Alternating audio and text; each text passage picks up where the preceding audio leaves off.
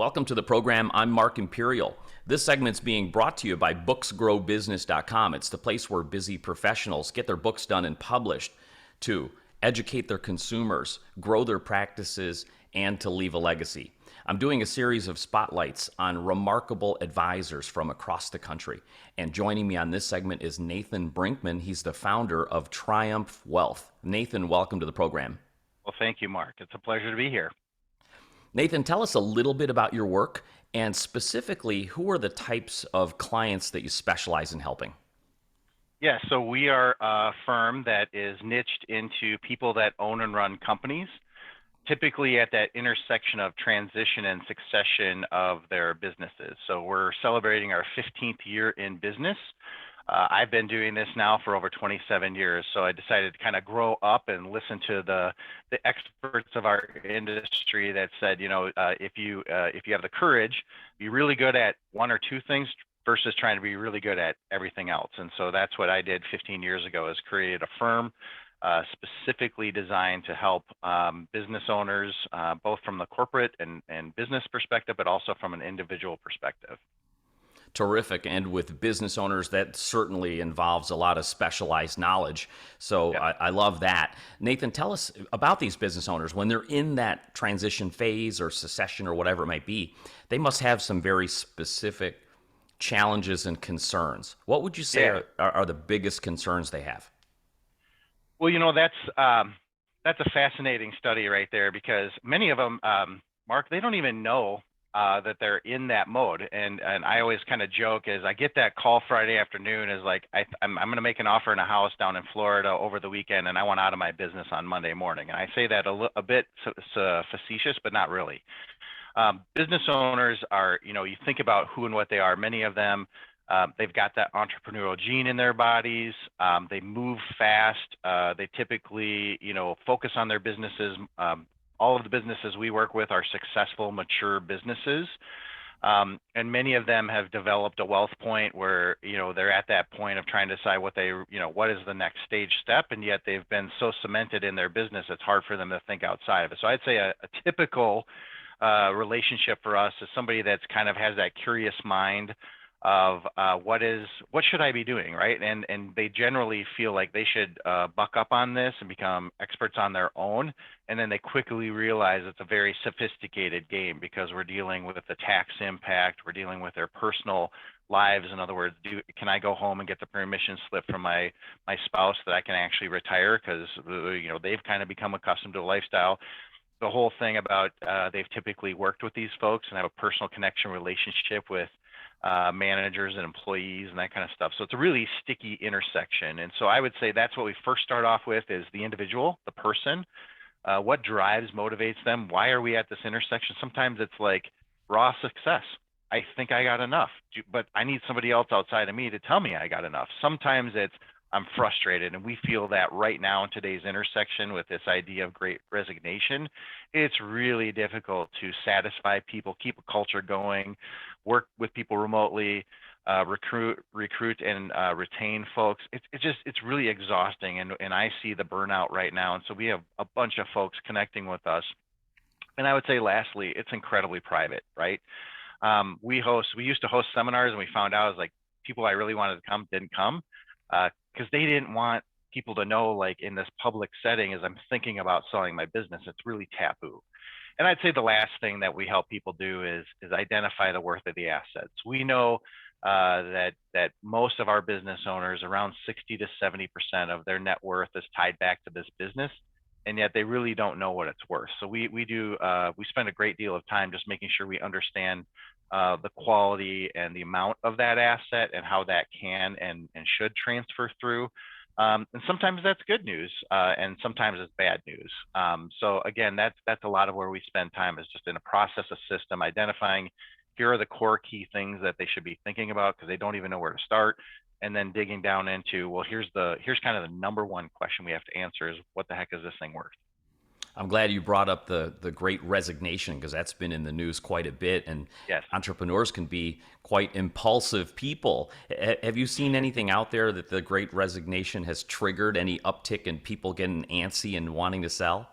Absolutely. Yes. I mean, there's Mark, a few driving forces in today's world. We're in an intersection of a lot of money chasing few goods.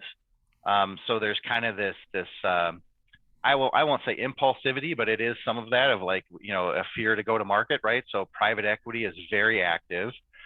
We see it coming all the way down to, $10 million businesses, where before that was $50 million businesses or $100 million businesses. So there's great activity out there. There's a lot of cash money chasing a few companies. And then, we kind of have this idea, what we call the silver tsunami, is if you look at the demographic of who owns and runs these companies, they're typically a little bit like you and me, where you have a little bit of silver hair. We're on the younger side of that, but many of them, have a fully stocked head of hair that is more silver in nature, and they're, sometimes, again, not prepared, but the impulsivity of what you is, they do hit that intersection. Well, maybe if I got, a crazy multiple, everybody's got a price. And yet when it really boils down to it, they gotta in their priority system, in their goal system, that's all got to align, right? Because we also know that people that sell businesses, over 50% of them regret that transaction afterwards. And a lot of it is because they rushed into it. They didn't equip themselves appropriately. And again, a lot of people buying businesses, that's what they do professionally. They know exactly how to get people and to roll the process and make them feel like, hey, we either have to do this deal or it's not going to happen. Again, people get it done, and we're kind of like, whoa, trust me. If you've got a good, solid business, a buyer wants it, and they're willing to wait a couple months. But you have to get yourself prepared, and that's a lot of what we spend time doing. And especially today, if an owner's been on the fence thinking about selling, there with so many more buyers in the market, it's never been a better time, actually. I'm buyers and money. It's a dangerous combination. I mean, we're seeing things. It's crazy numbers what people are getting, which is great. I mean, if you're in the selling mode, it's a great time. It's not different than the real estate market, right? So my wife and I, we have a really nice house, and I love it, but I'd love it if somebody else bought it for what I think it's worth, and I can go do something different. But the important connection in my life is my wife, right? Happy wife, happy life. We're not interested in selling, and because of her, right? But if it was me, I'd be like, let's do this. Well, that's a lot of what I see in the business world too. Is it's not because there's not activity or that, it's just making sure is like, can everybody get on the same page in a transaction? And that's where the difficulty really is.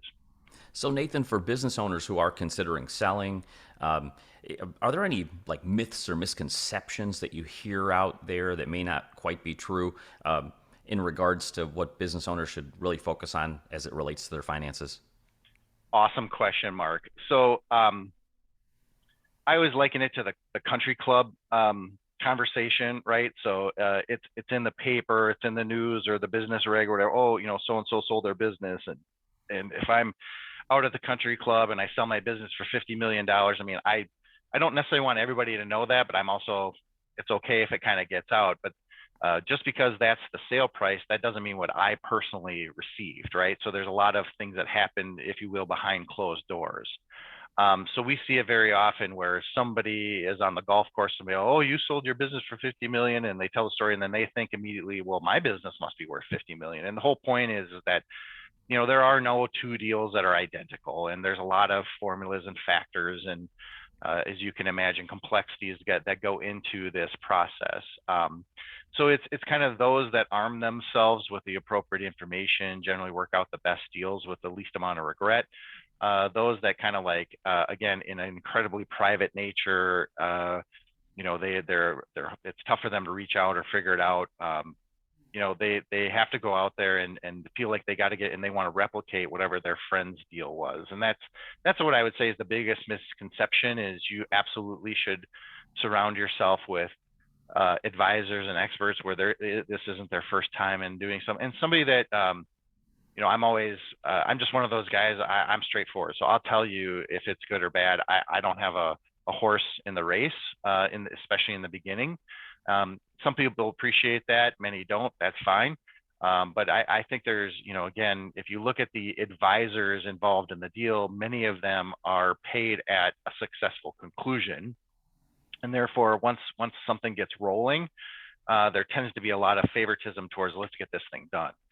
And I'd like to say that we're more of that planning, pragmatic side, where we're we're kind of running the math. We're making sure that, yeah, does it work for the business, but also that individual. I mean, it's at the end of the day, these are closely held companies, at least the ones we work with, and the consequences can be incredibly devastating. And so our kind of one of the quotes I like to share is, rational thought is one of the first things that goes out the door in high emotion situations. And so we like to kind of help people align, again, goals, dreams, and then priorities. So we get back to that rational thought process.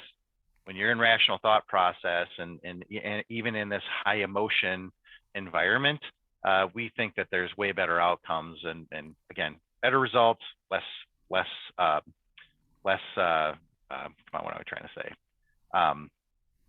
Regret. Better results, less regret. There we go. Finally came out.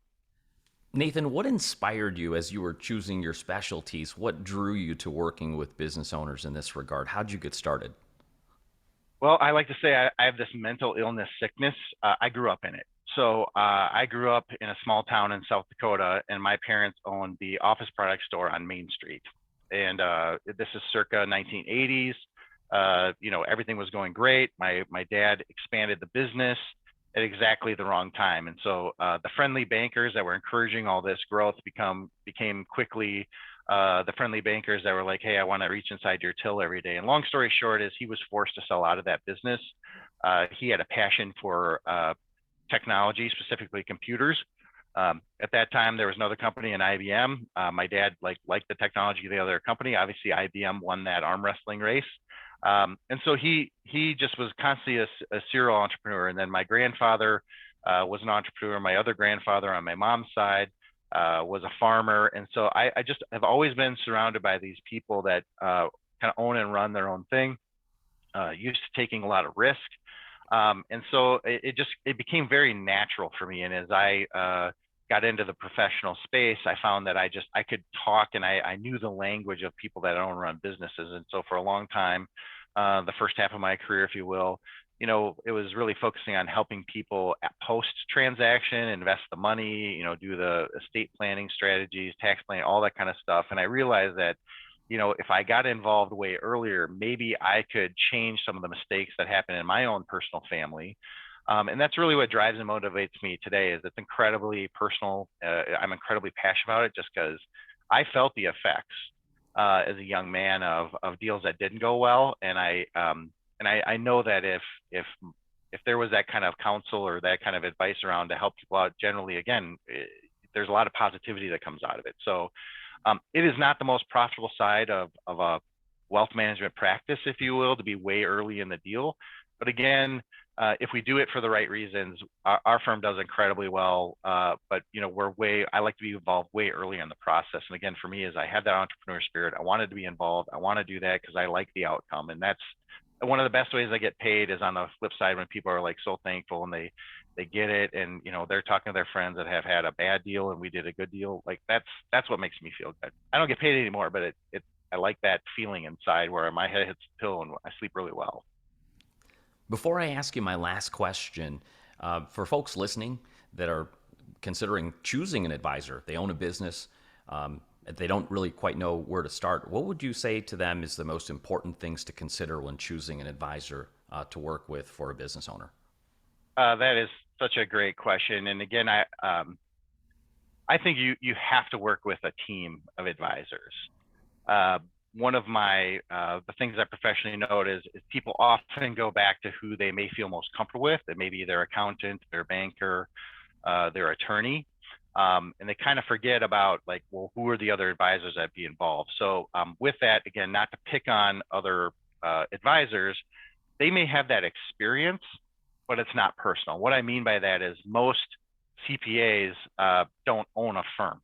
Most attorneys don't own the firm specifically like what the entrepreneur does, where they're, typically they are the decision maker or they're in a very small group of decision makers. So as those people, again, other advisors advise into that, they kind of come from a purview of they may be a share owner, but they're not a key decision maker. And so there's just that disconnect of being the HR, the IT, and the having to be the purchase manager at the same time. I mean, a lot of these other advisors have never had that experience.